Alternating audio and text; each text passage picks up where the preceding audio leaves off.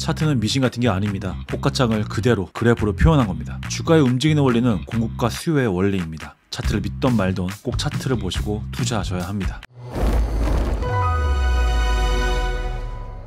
에코프로 한 30만원 가던 게 현재 6만원입니다. 이렇게 될 줄 누가 알았겠어요. 그죠? 그러면 이런 상황에서 물리신 분들은 어떻게 될 것인가, 2차 전지가 언제 오를 것인가, 뭐 이런 궁금증이 있으실 거고, 좀 많이 하락을 했기 때문에 신규 매수를 생각하시는 분들이 있을 거예요. 그리고 2차 전지랑 또 연결되는 게 또 전기차 아니겠습니까? 전기차 같은 것도 보면은 루시드가 좀 많이 사람들이 좀 갖고 있죠. 루시드 같은 경우도 좀 많이 하락을 했어요. 많이 하락을 한 상태에서 전기차는 앞으로 또 좀 어떤가? 테슬라는 하락하는데 다른 것들은 오르는 것인가? 이런 궁금증이 있을 것 같아서 오늘 주제는 이렇게 2차 전지와 전기차를 가지고 왔습니다.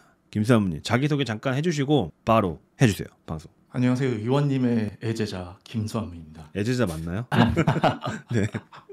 아무튼 오늘은 2차 전지와 전기차에 대해서 가져와 봤습니다. 의원님 채널을 꾸준히 보셨으면 한 번쯤은 전기차 주식으로 다들 재미 좀 보셨을 텐데요. 이와 관련해서 여러 말씀 나눠보겠습니다. 2차 전지 이제 이렇게 간략하게 설명 적어놨는데요. 무엇인지는 다들 아시겠죠? 이제 혹시 필요하시면 캡처해서 읽어보시면 좋을 것 같고요. 2차 전지는 한창 유행했었던 저탄소나 친환경 에너지로도 각광을 받고 있고, 그리고 의원님이 말씀하셨던 것처럼 2차 전지는 자동차와도 밀접한 관련이 있는데요. 그 중에서도 현재 전기차용 배터리 시장은 한중일에 집중되어 있고 3개국 6개사에서 글로벌 시장의 약 70%를 점유하고 있습니다. 그래서 이 두 가지 섹터를 나눠서 보기보다는 2차 전지랑 전기차 두 개를 같이 보는 게 좋을 것 같습니다. 그래서 현재 이제 전기차는 캐즘 상태에 빠져 있다고 합니다. 그래서 이 캐즘이란 단어는 일시적 수요 정체 상태라는 뜻인데요. 이제 새로운 제품이나 아니면 서비스가 출시됐을 때 일시적으로 이제 겪는 침체기를 일컫는 말이죠. 이제 보통 새로운 좋은 서비스가 출시됐을 때 이런 현상이 있다고 하더라고요. 그러니까 과도기 같은 그런 거네요. 네, 그렇죠. 대중들이 소화할 시간이 필요해서 이런 현상이 발생을 한다고들 합니다. 네네네네. 그래서 이 캐즘의 예시를 주식 중에 한 종목으로 보자면 에코프로 BM이 있습니다. 간단하게 설명드리면 2차 전지의 재료를 만드는 회사인데요. 에코프로 계열의 매출 대부분을 에코프로 BM이 차지를 하고 있습니다. 그래서 한때 잘 나가던 이 에코프로 BM은 2월 28일 이제 25년 2월 28일에 코스피로 이전해서 상장하려는 계획이 있었는데 이걸 철회를 했어요. 그래서 왜냐하면 이제 지난해 매출이 전년도보다 60%나 줄어들었고, 영업손익은 전년 1,500억 원 흑자에서 400억 원 적자로 돌아섰습니다. 그래서 4분기 적자만 100억 원이라고 하더라고요. 반면에 유럽이나 EU 연합, 그러니까 EU 연합 같은 거죠. 배터리 전기차 BEV의 판매가 작년 대비 34%나 증가했다고 합니다. 그래서 이 34% 증가한 이유는 이제 전기차에 다가올 호재인 올해부터 강화될 EU의 CO2 배출 규제가 있습니다. CO2 배출량을 이제 지금보다 15% 더 줄여야 하는 규제인 셈이죠. 그리고 사실 이제 전 세계적으로는 전기차 수요가 지속적으로 증가 중이라고 합니다. 그래서 이제 따라서 이게 정말 사그라드는 시장이 아니라 이제 진짜 캐즘일 경우라면은 이제 1분기 실적에서 이전보다 양호해진 실적이 나온다면 이제 성장 정체의 끝이라는 신호탄이 될 수도 있겠죠. 그러면 이제 차트로 따지면은 상승한 다음에 이제 플래그 형태로 네, 조정을 주고, 그러니까 상승하고 플래그 주고 돌파 상승 나오는 그런 느낌인 거죠. 캐즘이라는 맞습니다. 게 플래그 상태구나. 네. 그래서 근데 이제 여러 인터뷰를 봤을 때 이제 오랜 시간 동안 지속된 재고 조정 때문에 이미 수요가 많이 둔화돼서 아마 1분기 실적도 부진할 가능성이 높다고들 하긴 합니다.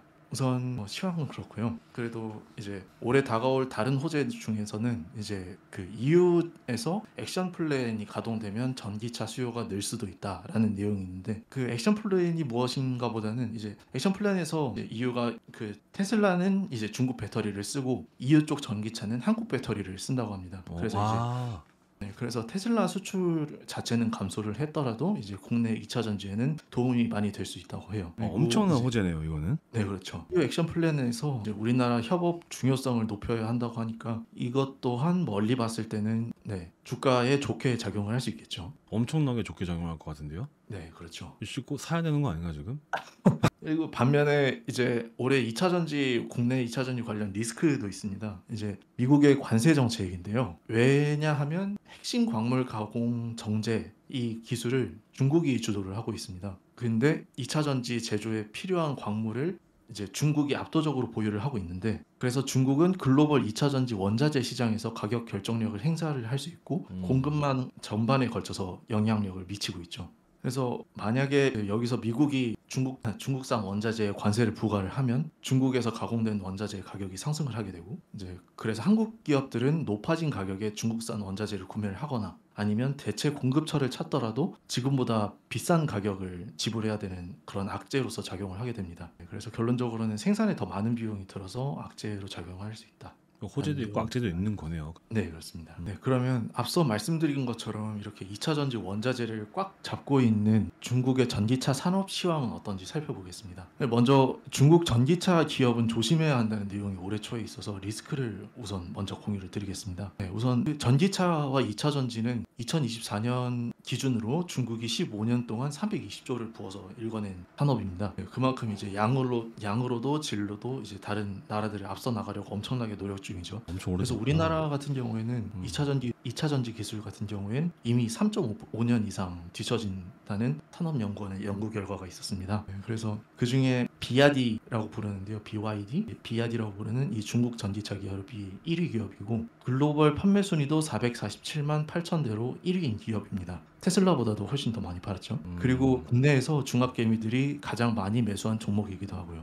요게 거래소가 중국이죠? 아, 네, 맞습니다. 신천증권거래소 있는데 신천증권거래소. 예. 우리나라에서도 거래할 수 있는 거래소들이 몇 개 있긴 합니다. 네. 어디 있죠? 거래할 수 있는 데가? 저는 키움증권에서 봤었는데요. 아마 좀 큰 증권사들은 아마 다 제공할 것 같습니다. 아, 그래요? 네, 알겠습니다. 네, 하지만 이제 올해 1월에 이런 그 1위 기업 비아디의 채무 구조에 대한 블룸버그의 문제 제기가 있었습니다. 간단하게 말씀드리자면 대금 지급 기간이 다른 회사들에 비해서 월등히 길어서 비아디의 실적이 사실 부채로 부풀려진 풍선일 수도 있다는 이야기죠. 네네. 그래서 이제 중국 1위 기업 전기차 기업의 채무 구조를 의심을 하다 보니까 이제 다른 중국 전기차 회사들도 문제가 있는 게 아니냐 이렇게 함께 영향을 받고 있는 상황이고요. 시간 관계상 관련 내용은 PPT 참고 부탁드리겠습니다. 네. 다음으로 그래도 이제 중국 전기차는 전망이 밝다라는 내용인데요. 먼저 이제 니오 같은 경우에는 이 CATL이라는 회사랑 협업을 하고 투자를 받았습니다. 이 CATL이 컨템포러리 암페렉스 테크놀로지 코 리미티드 뭐 이렇게 했는데 뭐 CATL이고요, 줄여서. 네. 이것도 이제 배터리 쪽에서는 비아디보다 더 강자인 중국 기업입니다. 아. 네. 이제 얼마나 강자냐면 국내 배터리 3사의 공장 가동률이 실적 부진으로 40-50%일 때 중국 이 CATL이라는 기업은 80% 근접하게 계속 가동하고 있을 정도로 이제 시장 경쟁력이 있는 회사죠. 네네. 특히 이제 전기차에서 중요한 배터리에 대해서 이렇게 가장 든든한 아군이 생겼다는 게 니오 입장에서는 아주 좋은 뉴스입니다. 엄청난 호재로 네. 작용하겠네요. 뭐 좀 이따가 니오 차트 볼 거지만 네. 사실 뭐 살짝 말씀드리면 니오 차트가 상당히 좋아요. 주봉으로 봤을 때, 그죠? 하모님도 같이 확인하셨잖아요, 그죠? 네, 그렇죠. 그러니까 뭐 좀 기대가 되니까 일단은 계속 해주세요. 이건 좋습니다, 여러분. 네, 좋습니다. 네. 그래서 니오가 중고차 중에서도 자율주행이 되게 우수한 편이었거든요. 그래서 그리고 또 독자적인 배터리 회수, 뭐 교체 인프라 이런 걸로도 유명하고요. 그래서 이런 면에서 아주 든든한 우군이 생긴 건 호재가 좋은 호재로 작용하지 않을까 생각합니다. 네. 네, 그리고 다음으로 리오토는 사실 이제 지난 4분기에 좋은 실적을 거뒀는데요. 네. 이제 이 좋은 실적이란 것도 이제 많이 손해를 봤을 줄 알았는데 조금 덜 손해를 봤다 이런 내용의 호실적이었어서 좋은 것보다는 약간 너무 나쁘지 않았다라는 그쪽이구나. 그렇습니다. 너무 나쁘진 않았다. 너무 나쁘지 않았다. 이런 내용의 호재가 있었습니다. 네네네네. 네. 반면에 미국 전기차 같은 경우에는 리비안은 2024년 4분기에 창사 이래 첫 분기 흑자 전환에 성공했습니다. 그래서 이는 24년에 큰 계획이었던 생산 비용 절감, 폭스바겐 투자 유치, 신규 라인 출시 이 내용들이 성공적으로 이루어졌다는 반증이 될 수도 있죠. 네, 그리고 반면에 루시드 같은 경우에는 최근 소식으로는 새로운 경영진이 회사를 AI 분야로 확장을 하겠다고 이제 전기차 제조업체 이상의 역할을 수행할 것이다라고 발표를 했는데 이에 대한 기대감으로 주가가 상승했다라는 얘기가 있더라고요. 근데 이게 작년에는 경영진 교체가 악재로 작용해서 주가를 하락했는데 막상 교체되고 나니까 또 이제 뭐 AI 확장이 기대된다 하면서 주가가 오르는 것도 참 신기하더라고요. 그러니까 그런 분석들이 제가 뭐 보면 느끼는 게 좋으면 호재로 다 해석하고 차트가 올라가면 내려가면은 요게 악재다 이런 식으로 뭐 코에 걸면 코골이, 귀에 걸면 귀걸이식이 좀 많은 것 같아요. 제가 봤을 때는. 뭐 아무튼 뭐 호재 이거는 근데 뭐 호재라고 볼 수도 있겠죠. 뭐 AI 분야를 확장한다라는 것 자체가 루시드 차트 자체가 그렇게 나쁘지도 않고 그렇습니다. 어떻게 될지 모르겠지만 일단 뭐 확장을 잘 했으면 좋겠네요. 네. 워낙 물리사 그리고 많아갖고 아까 루시는. 네, 아까 얘기했었던 그 미국 관세 리스크에 대해서는 미국 전기차에 대해서도 이제 영향을 줄 수 있겠죠. 그래서 테슬라도 마찬가지고요. 그리고 여기까지 2차 전지와 전기차의 시황을 알아봤고요. 이 섹션은 이제 그냥 간단하게 ETF 소개하기 위한 슬라이드고 필요하신 분은 캡처해서 사용하시면 좋을 것 요거 같습니다. 제가 차트 봐드렸던 거잖아요, 그죠? 아, 네, 맞습니다. 예전에 BATT에도 봐주셨었고 REMX, KRA 맨 밑에 건 모르겠는데 위에 4개는 제가 봐드렸던 거. 예, 맞아. 그래서 네, 마음에 드는 섹터가 있으시면 투자하시는데 도움이 되셨으면 좋겠습니다. 요거 차트 같이 보긴 볼 거예요. 저는 이상. 여기까지인가요? 네. BRD 먼저 볼게요. 얘가 2011년에 상장한 애예요. 지금이 25년도죠. 주봉입니다. 큰 채널이 있고 상단 돌파가 뜨면은 이런 식으로 이제 지지를 받아줍니다. 이런 식으로. 지금도 돌파가 뜬 상태이긴 합니다. 근데 요 위치가 봤을 때 제가 봤을 때는 제가 먼저 분석을 해놨는데 이 트리플 다이버전스가 뜨면서 하락이 떠주고 그 다이버전스를 무효화시키는 상승이 뜨긴 떴어요. 근데 지금 이 자리는 상승의 주봉으로 봤을 때는 충분히 또 나와줄 수 있는 자리로도 보이긴 합니다. 우리가 이제 주봉으로 슈퍼라인을 봤을 때 탄력 있게 또 올라갈 수 있는 자리이기 때문에 뭐 괜찮다라고 볼 수 있긴 한데 신규 매수는 상당히 어려워요. 이 자리는 신규 매수 상당히 어렵고 월봉으로 봤을 때는 우리가 월봉은 상당히 긴 추세라고 볼 수 있는데 월봉으로 봤을 때는 또 그렇게 좋은 자리는 아닙니다. 이 자리가 충분히 다이버전스가 뜨고 빠질 수가 있는 자리이기 때문에 주봉으로 더 올라가는 걸 기대할 수 있겠지만 결국에 크게 봤을 때는 어느 정도 다시 조정이 나오지 않을까라고 생각되는 구간입니다. 이게 월봉으로 이렇게 보면은 차트가 어느 정도 보이시죠? 이게 상승을 하고 조정이 지금 없는 상태예요. 이게 조정이 없이 간다 그러면 굉장히 강하게 올라갈 수도 있겠지만 현재로서는 거래량이 줄어드는 그런 그림이기 때문에 신규 매수는 어렵다. 갖고 계신 분들이 홀딩하는 건 괜찮지만 약간 요 정도 관점이고요. 그다음 이어서 볼 게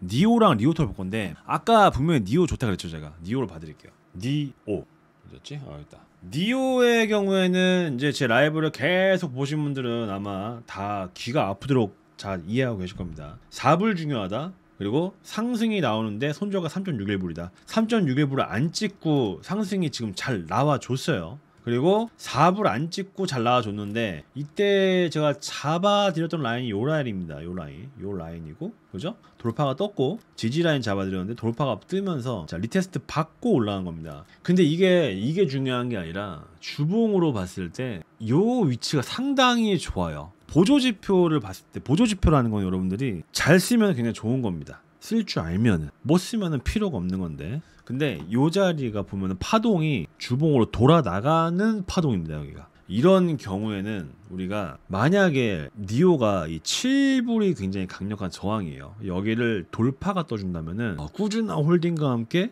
호재가 뜨면서 상승이 나올 수 있는 개미가 몰릴 수도 있는 그런 위치라고 보여요. 실제로 니오가 개미들이 많이 샀는지 한번 볼게요. 제가 이건 좀 궁금하긴 한데 한 분이 좀 궁금하지 않아요? 아, 그러네요. 니오 아까 그 비아디는 사람들이 많이 샀다고 하는데. 그래요? 니오는 지금 종목 토론에 일주일간 20개의 토론이 올라와 있습니다. 지금 토스 나만 안 돼? 뭐 이러고 있어요 지금 얘네들. 전부 기대하지 말고 접자 뭐 이러고 있어요. 다 반납받고 겨우 이거냐. 난 자러 간다. 자고 오지 마. 사지 마. 사면 안 돼. 자, 그 다음에 평균 단가 보도록 하겠습니다. 평균 단가. 분명 마이너스 한 70% 찍지 않았을까 이거? 82% 거의 근접하죠. 올라갈 일만 남은 거예요 지금 이런 것들은. 그래서 올라갈 때 82% 마이너스라는 거는 올라갈 때 어떻게 올라간다? 조정을 주면서 올라갑니다. 왜? 본전 심리로 매도 치고 차익 실현하고 하면서 이런 식으로 올라갈 거기 때문에 지금 상당히 기대가 큽니다. 그래서 저는 오늘 차트를 좀 보고 잡을까 말까 하고 있어요. 이 자리는 매수가 좀 들어가기 좀 그렇기 때문에 조정이 나온다면은 적당 위치에 4.5불 차 맞으면 좋을 것 같은데 올지 안 올지 모르겠습니다. 한 분이 아직 안 샀죠 이거. 4.5불을 오면 진짜 저도 잘 봐야겠는데. 저는 4.5불이 오면은 아마 도전해볼 것 같아요. 뭐 손절가 짧기도 하고 여기 좀 잡으면 될 것 같아. 4.1불 정도. 그래서 보긴 볼 것 같은데 관심 있는 분들은 보면 좋을 것 같습니다. 이미 들어가신 분들도 뭐 홀딩 잘 하시면 좋을 것 같고요. 대응이니까 차트는 오케이 보시면 될 것 같고요. 그 다음에 리오토. 야 리오토 이렇게 움직였어? 야 씨. 자, 리오토 설명드릴게요. 리오토는 여러분 주봉으로 보시면 얘는 어마어마한 박스권입니다. 박스권이라는 거는 뭐냐? 그러니까 박스처럼 생긴 거예요. 네모나게. 그래서 이렇게 움직이는 거죠. 이제 제가 요 자리 같은 경우에는 작년 8월달에 잡아드린 자리입니다. 여기 날봉으로 보시면 어디냐면은 이 자리입니다. 이 자리. 요때 제가 17.44불을 스탑로스 손절가를 잡아드리고 추천이 아마 요쯤 나갔을 거예요. 그죠, 현문님? 20불 요쯤 나갔었죠, 제가. 아, 네, 맞아요. 네, 그죠. 손절가 잡고. 그다음에 이제 오를 경우에 타겟 포인트 어디까지 갈 것이냐라는 거를 29.23불, 36.18불 잡아드렸는데 이때 정확히 찍어주고 하락이 나왔다가 지금은 상승의 엠파동이 완성이 된 차트입니다. 조정을 받을 때 이제 제가 21.81불이랑 18.97불을 두 개 잡아드렸어요. 그죠? 네, 여기까지 오지 않고 여기서 지지를 받아주고 상승이 나온 상태인데 얘 같은 경우 좀 더 올라가면 36불까지 올라갈 수 있는데 여기서 신규 매수는 좀 어려울 것 같아요. 신규 매수는 좀 어려울 것 같고 상승이 나온다면 36불 정도까지 보는 게 좋을 것 같습니다. 이거는 요렇게 피보나치를 그었을 때 엠파동으로 빠진 이후에 얘가 어디까지 상승할 거냐는 걸 보는 거예요. 그래서 0.618 되돌림이 36불 정도입니다. 요 정도 차트를 좀 보고 있고 여봐 올라간다 그러면 조정을 받을 때 다시 추후의 차트를 보는 게 좋을 것 같습니다. 리오토 같은 경우에는 뭐 지금 뭐 매수다 이런 거보다는 뭐 이미 뭐 작년 8월달에 너무 좋은 자리를 들었기 때문에 뭐 이 호재가 뭐가 있었죠, 리오토가 아까? 리오토 4분기 호실적 있었습니다. 아, 생각보다 나쁘지 않았다였죠? 아, 네, 그렇습니다. 아, 그죠. 차트가 먼저다라는 결론입니다. 리오토는. 아무튼 그렇고 그다음에 리비아 루시드 볼 건데요. 이것도 중요합니다. 리비아는 상당히 기대가 돼요. 리비아 한번 볼게요. 리비아 호재가 뭐였죠 아까? 리비안 호재는 이제 4분기 얘도 4분기 호실적인데 얘는 반면에 창사 이래 첫 분기 흑자 전환이었어요. 아, 처음으로 돈을 좀 벌었다 뭐 이런 거죠. 보면은 리비아 같은 경우에는 지금은 달라요. 내려올 때는 이렇게 저점 깨면서 고점 낮추면서 내려오는데 지금은 수렴을 하고 있다. 수렴의 방향을 봐야 된다. 제가 그려드리니까 한번 보시기 편할 겁니다. 이렇게 보면 모르겠는데 지금 보고 있는 것이 제가 텔레그램에도 올려줬습니다. 텔레그램을 잠깐 보자면은 리비아는 반등이 수렴 끝부분에서 나오는지 보면 좋을 것 같다라고 제가 이게 어젠가 올려드렸을 거예요 아마. 보시면은 그 자리가 바로 요 자리입니다. 요 자리인데 여기서 과연 요런 반등이 떠줄 것인가 라는 거예요. 근데 여기를 보면은 나쁘지 않은 움직임입니다. 지금 요 카운터 트렌드 라인을 긋고 나서 저도 이제 매매가 들어간 상태인데 좋은 상승이 나오고 있고 좀 기대가 됩니다. 다만 얘는 이런 저점이 깨지면은 손절을 해주고 다시 보는 게 맞습니다. 차트적으로는. 그래서 이게 호재랑 함께 차트가 맞물려서 상승이 나와줄지는 뭐 대응 관점에서 봐야겠지만 상승이 나와준다면 리비아는 요 12불 상당히 중요한 가격 구간입니다. 이게 12불이라는 가격이 이때 언제예요? 이때 23년도 4월 달에도 굉장히 깔끔하게 지지를 받아준 구간이고 미래에도 지지와 저항이 존재하는 구간이기 때문에 이때도 그랬죠. 1월 달에도 지금도 여기가 굉장히 중요할 거라서 이런 상승이 떠줘야 좋습니다. 이렇게 보시면 될 것 같고 리비안의 더 좋은 상승이라는 거는 결국 이 수렴 상승 돌파가 좋습니다. 그렇게 된다면은 내려오는 하락 채널 돌파도 동시에 뜨는 거기 때문에 상당히 좋을 수 있다라는 겁니다. 그래서 뭐 올라간다 가면 뭐 25불, 40불까지도 추후에 볼 수 있는 그런 차트를 볼 수 있어서 같이 보시면 될 것 같습니다. 그다음에 이제 루시드의 경우에는 아까 호재가 뭐가 있었냐면은 경영진이 바뀌면서 뭐 AI 쪽도 한다 뭐 이런 거 약간 그런 건데 자 루시드 이거예요. 요거예요. 근데 이게 정보를 보면서 매매하면 절대 안 돼요. 루시드에 관한 정보를 올리는 사람이 많이 있을 겁니다. 근데 그거 그냥 여러분 희망회로 존나 돌리는 겁니다. 그런 거 속으시면 안 돼요. 항상 보이스피싱도 돈이 없는 사람이 당합니다. 그런 걸 이용하는 건데 당하시면 안 됩니다. 왜냐면은요 자동차 만드는 회사가 AI까지 같이 한다? 악재면 악재로 될 수 있는 거예요. 왜냐면 저번에 뭐 한 분이 말씀하셨지만 테슬라의 일론 머스크가 자동차 만들어야 되는데 정치하고 이것저것 하니까 테슬라 하락하는 거 아니냐.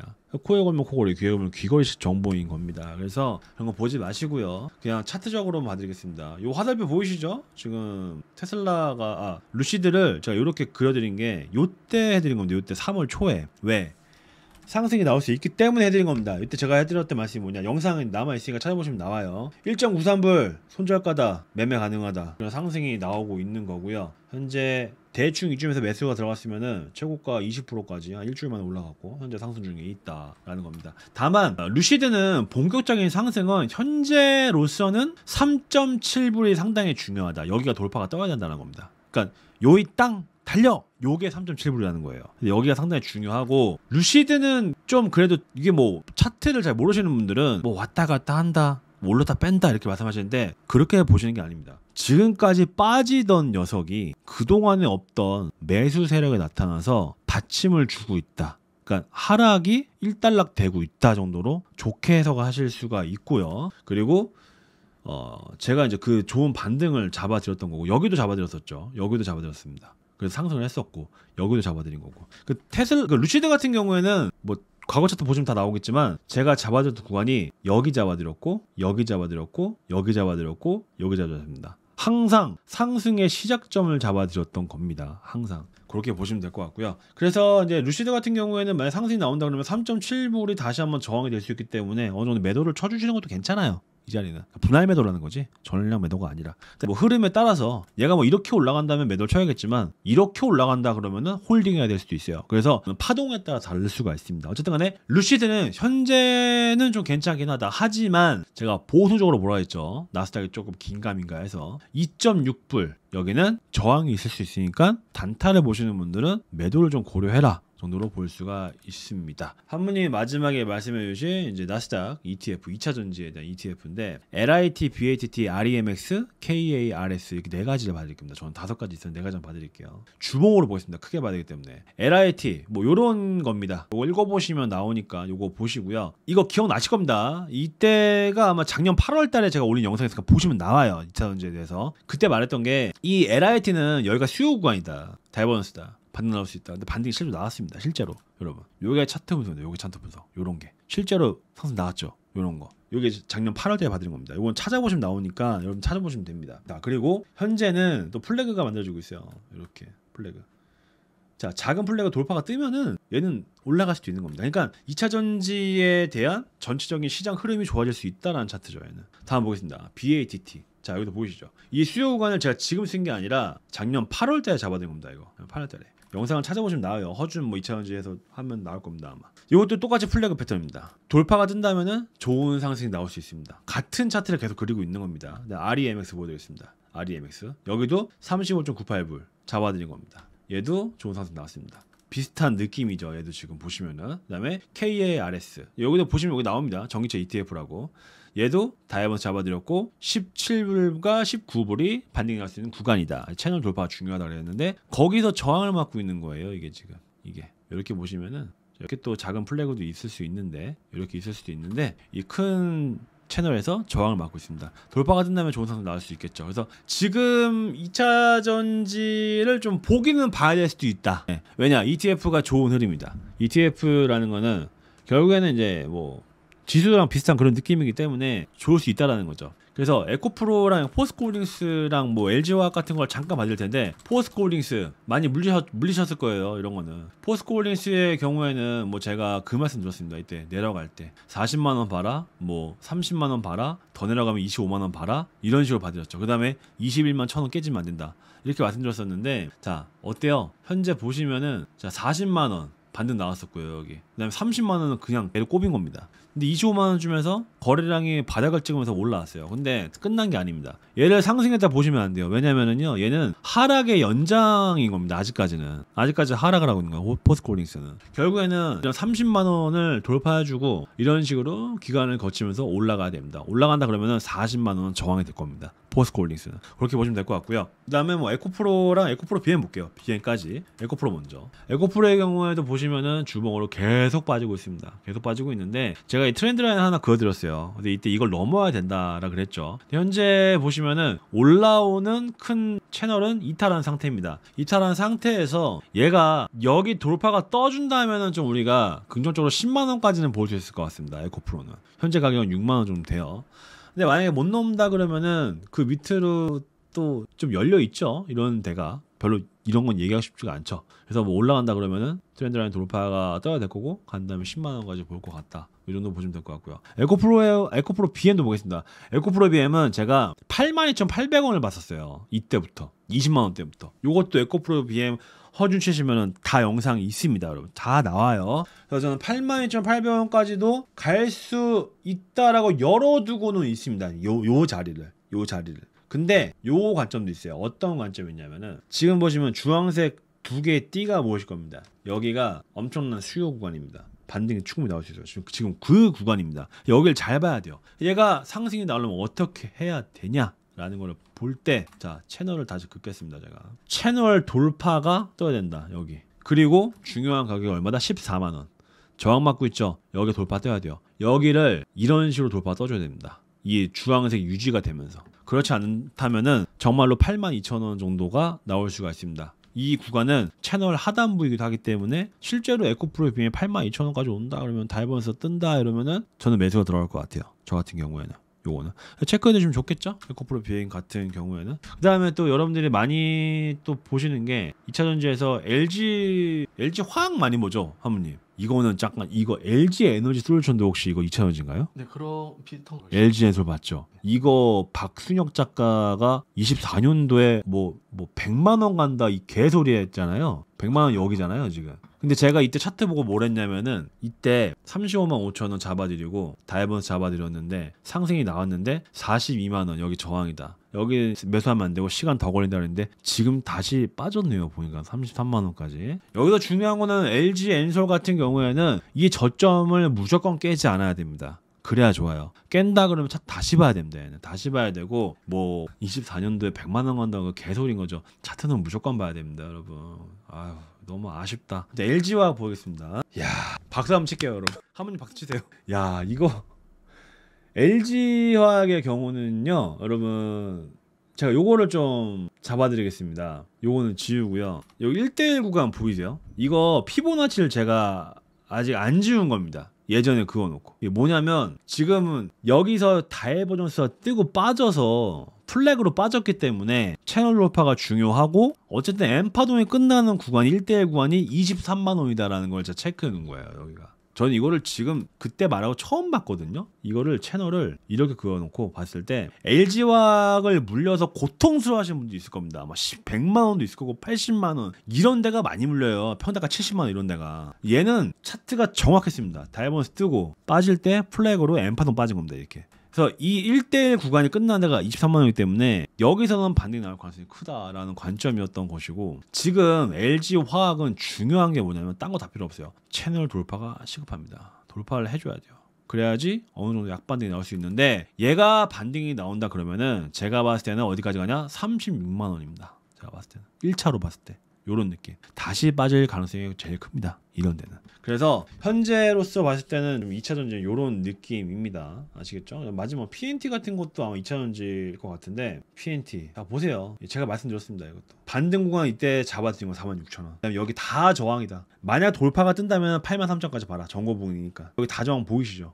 이거 옛날에 쓴 겁니다. 언제 쓴 거냐? 9월달 쓴 9월달. 그대로. 지금 벌써 몇 개월 지났어요? 6개월 지났네. 반년 전에 쓴 거네. 그냥 내려왔죠. 지금 여기 그냥 박스권입니다. PNT 같은 경우에는. 고점, 저점, 천장, 바닥. 아시겠죠? 여러분 PNT 갖고 계신 분들 이런 거는 돌아가는 거를 좀 기대해 주셔야 됩니다. 46,000원이 중요해요. PNT는 뭐 이거 못 뚫으면 못 갑니다. 46,000원 돌파해야 됩니다. 야 오늘 2차전지 엄청 오래 봤다 그죠? 2차전지랑 전기차 좋아하는 사람들 이 영상 꼭 봐야 된다. 여러분 주변에 2차전지랑 전기차 매매하시는 분들 이 영상 꼭 보내주세요. 제가 이거를 편집해서 올리겠습니다. 지금 당장 라이브 끝나고. 하모님 오늘 수고 많으셨고요. 고생 많으셨습니다. 다음 주 수요일에는 어떤 거 봐주실 거예요? 다음 주 수요일에는 이제 미국, 한국, 중국 어디를 투자를 해야 되냐 뭐 이런 거에 대해서 이제 준비를 했는데요. 이거에 대해서 이제 준비는 했는데 일단 뭐 바뀔 수도 있지만 뭐 그렇게 준비를 일단 해보고 있습니다. 알겠어요. 지금 채팅 하시는 분들 중에서 김수한무님이 좀 알려줬으면 한다라는 게 있으시면은 채팅에 써주시면은 참고하도록 하겠습니다. 한무님 좀 준비해서 저랑 얘기해서 하면 되니까. 아무튼 한무님 오늘도 수고 많으셨습니다. 긴 시간 동안. 오늘 아무튼 니오 보시고 차트 보시고 네. 저한테 톡 좀 주세요. 네 알겠습니다. 저 지금 방송하고 편집하고 이러면 못 볼 것 같아요. 저 차트 켜놓긴 했는데 오늘 새벽 3시에 그 미국 금리 발표가 있어서 그냥 동결할 것 같긴 한데 혹시라도 오르거나 내리게 되면 좀 이제 차트 많이 일렁일 수 있으니까 그거에 대해서 좀 알아두시면 좋지 않을까 해서. 그러면은 비트가 네. 내려갈 수도 있겠네. 네 그렇죠. 지금 저항 자리던데. 그렇습니까? 네 지금 아니다 불가능 돌파했구나. 근데 지금은 비트가 80 얼마야 84K 저 자리 있잖아요. 제가 날봉 저항 자리 잡아드린데 85K구나. 네. 그 자리가 좀 어려울 것 같은데 오늘 내려갈 수도 있겠다. 아무튼 그렇습니다. 수고하셨고요. 네. 네. 고생하셨습니다. 네 들어가세요. 네, 고생하셨습니다. 네.